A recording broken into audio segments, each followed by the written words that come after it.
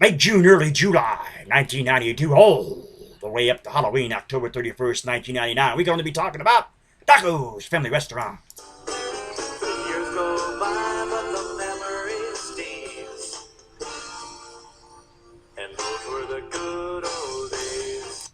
Thank you so much for going down. Let me take you back uh, to the time, my time at Doco's Family Restaurant, and talk to you about one cook that was the biggest a-hole I have ever met in my entire life. I'm talking about Geoff. Not sure of his last name, but his name was Geoff. Geoff. The fancy way to spell the name Geoff. Now, I got along with a lot of cooks back in the day. James Tittle, loved working with James. Yeah, man, James was always had something to say. Bro, absolutely loved working with James. I never had a problem working with James.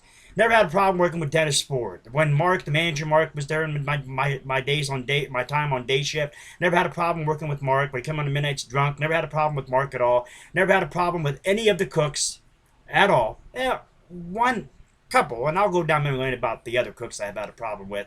But anyway, let's talk about Geoff.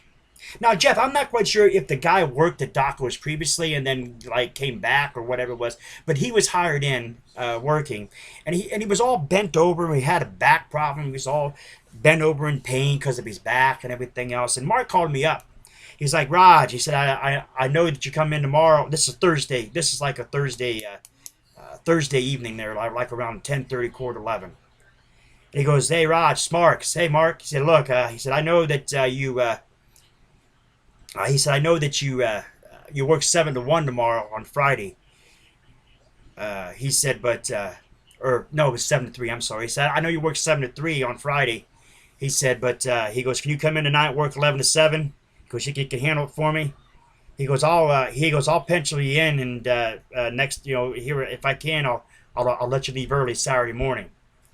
I said, all right, yeah, I'll come in. Well, I come in, and like I said, I'm working with Geoff. Like I said, I don't know if Geoff previously worked at Doco's, but I know that, Doc and Mark and him, they had it, they kind of knew Geoff, So I'm thinking Geoff worked there before, and then come back or whatever. Anyway, nonetheless, Geoff was a big a-hole. The whole time he was bent over in pain, and there was an order out there, that a waitress put out there. Hey, I got an order out there. Geoff's like, hey, do you know how to cook? I said, well, yeah, a little bit. I said, I've cooked, a couple times with, help Mark out and stuff like that on day shift and stuff.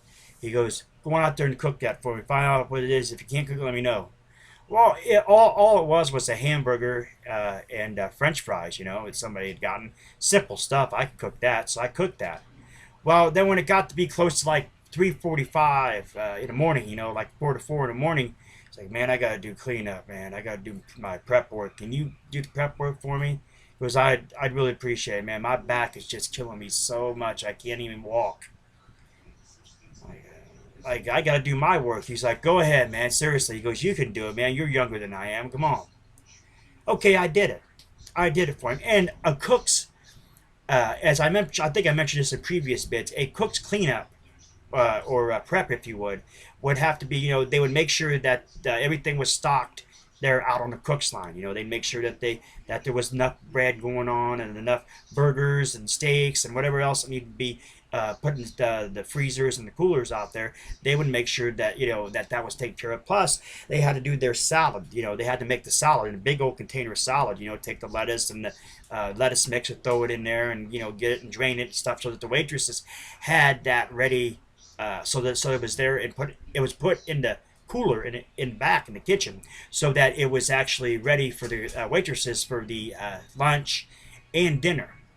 But anyway, nonetheless, also the cooks had to take this thing and grind the potatoes and make them into hash browns. Well, anyway, nonetheless, I did this for Geoff, and I did my cleanup as well. Let's say I was dog tired because work 11 to 7, then I work 7 to 3.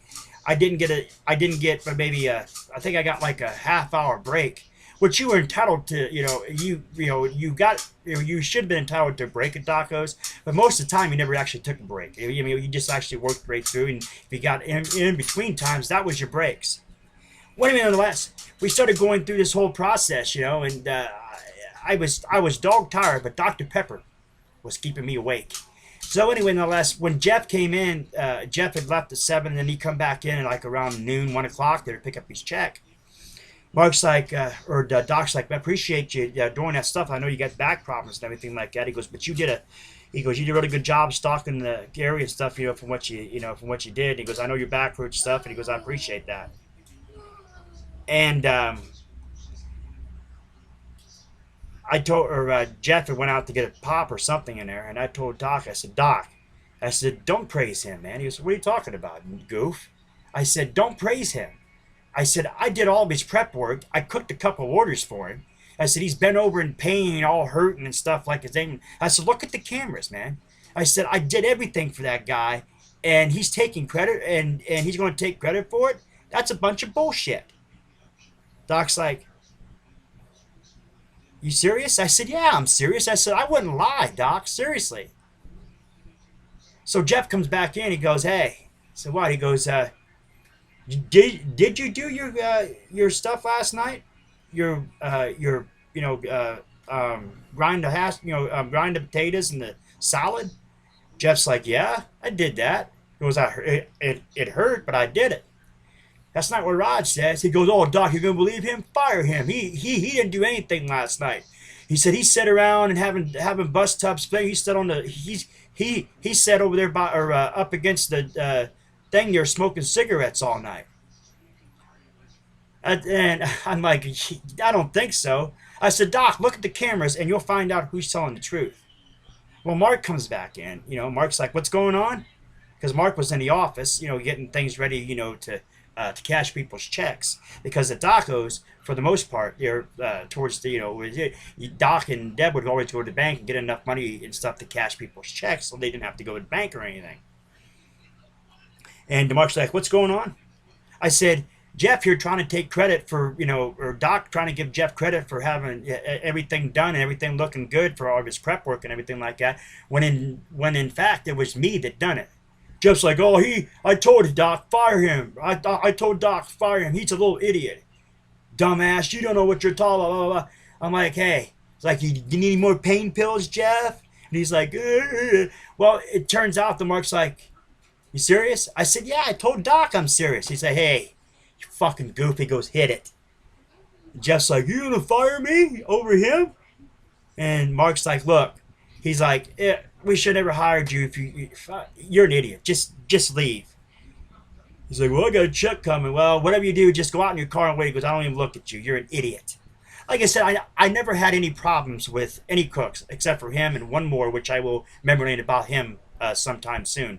But anyway, nonetheless, never had a problem with James. Loved working with James. Loved working with Dennis Ford when Dennis was there during the last couple years. The Doco was there in 97, 98, into 99 or whatever.